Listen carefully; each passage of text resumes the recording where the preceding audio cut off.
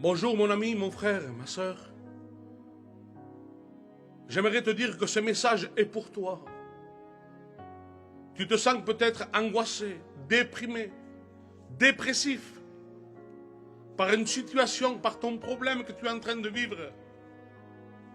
Et je tiens à t'en rassurer que personne n'est à l'abri de passer par des temps mauvais, par la perte d'un proche, par des problèmes de couple, voire des séparations, voire divorces, des problèmes au milieu de son foyer, son mari est toxicomane, se drogue, boit de l'alcool.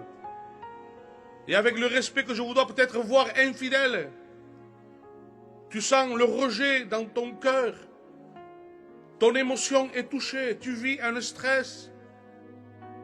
Et j'aimerais te dire qu'il y a des hommes dans la Bible qui ont reçu vraiment une promesse de Dieu, qui ont reçu un héritage de Dieu. Lorsqu'on voit l'exemple de Jacob, Jacob, son grand-père était Abraham, le grand Abraham.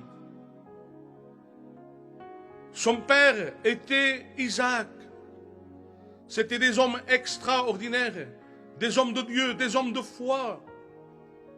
Et lorsque Dieu s'adresse à Jacob, il lui dira comme ceci: je veux te faire du bien. Tes enfants et les enfants de tes enfants seront si nombreux qu'on ne pourra même pas les compter. Alléluia.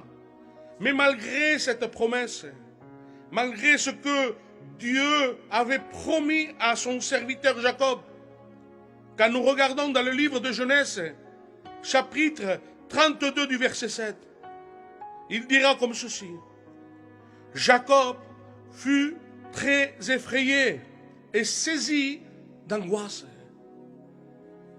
Oui, la crainte de Jacob rendit stériles les promesses de Dieu pour son futur.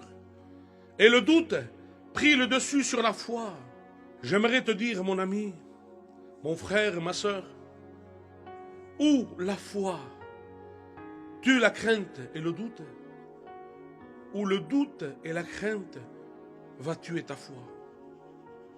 Vous savez, le mot angoisse signifie en hébreu tsara, qui se signifie détresse, affliction, souffrance, malheur, péril. Oui, peut-être tu passes par cette situation de crainte, de découragement. Tu as passé par une épreuve tellement grande que la souffrance a envahi ton cœur. Ton amertume t'a écrasé. Et ce problème a tendance à t'isoler. Mais nous allons voir comment Jacob est sorti de cette crainte et de ces angoisses. La Bible dit que Jacob resta seul. Quand tu restes seul avec Jésus, c'est une victoire. Mais si tu restes seul avec tes problèmes, si tu restes seul, isolé dans ta situation, tu vas qu'empirer, mon frère, mon ami, ma soeur. La Bible dit que Jacob a combattu toute la nuit avec quelqu'un. Et toute la nuit, il a demandé d'être béni. Et l'ange lui dit comme ceci: laisse-moi aller, il faut que je reparte. Et Jacob va dire ces paroles extraordinaires: je ne te lâcherai pas jusqu'à ce que tu m'aies béni. Alléluia. Gloire à Dieu.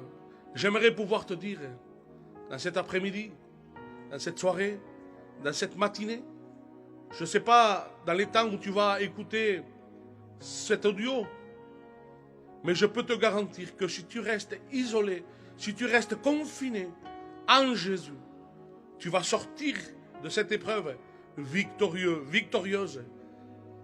Par la persévérance, Jacob a été vainqueur de ses angoisses, de ses doutes, de ses craintes. Oui, par la persévérance, ce désir d'être béni de Dieu poussa Dieu à transformer sa crainte en courage, en assurance. Alléluia. C'est le désir de mon cœur dans cet après-midi Que tu sois béni, que tu sois encouragé, que tu sois fortifié, que tu sois délivré de toutes tes angoisses, ce qui cache, ce qui voile, ce qui t'empêche d'accomplir les promesses de Dieu dans ta vie. Crois-le, mon frère, ma soeur, mon ami, toi qui écoutes ce message cet après-midi, il s'est adressé à toi pour te dire encore une fois que la voix de Dieu et le regard de Dieu ne se sont point éloignés de toi. Les regards de Dieu sont sur toi. Et il désire accomplir les promesses qu'il t'a faites. Ne laisse pas le doute. Ne laisse pas la crainte. Ne laisse pas l'angoisse prendre le dessus sur ta foi. Que ta foi tue la crainte et la peur. Soyez bénis. Amen.